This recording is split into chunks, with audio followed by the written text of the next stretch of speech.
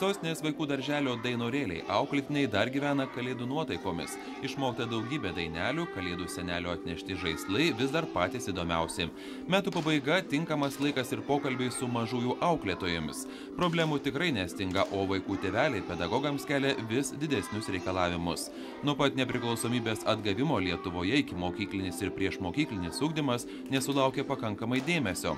Tačiau prošvaisčių yra visose 60 šalies savivaldybių vykdomas projektas ikimokyklinio ir priešmokyklinio ugdymo plėtra. Pirmasis skirtas šios vaikų grupės ugdymo problemams spręsti. Nors šis ES struktūrinių fondų finansuojamas projektas bus tęsiamas dar visus ateinančius metus, jau dabar galima teigti, kad mokymai Lietuvos ikimokyklinio ugdymo specialistėms buvo labai naudingi.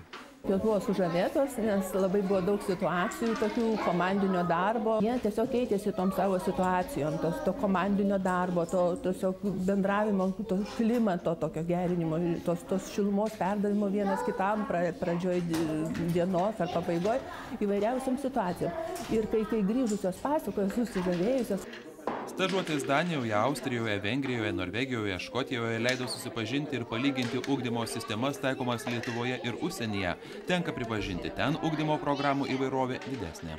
Šitas projektas tiesiog pagelbėjo mums susiorientuoti, ką mes toliau turėtumėm daryti. Tai yra pasižiūrėti į esamą kokybę ir ką mes turėtumėm jau daryti dėl to padidėjusio paslaugų poreikio, kad atitiktų tai visas mūsų darbas tėvų lūkesčius. Svarbu ir tai, kad darželinukų tėvai ir švietimo įstaigų pedagogai jau dabar gali rasti daug naudingos informacijos naujame interneto portale www.ikimokyklinis.lt. Tai vienintelis specializuotas portalas Lietuvoje, teikiantis aktualią, metodišką ir naudingą informaciją apie ikimokyklinio ir priešmokyklinio amžiaus vaikų ugdymą.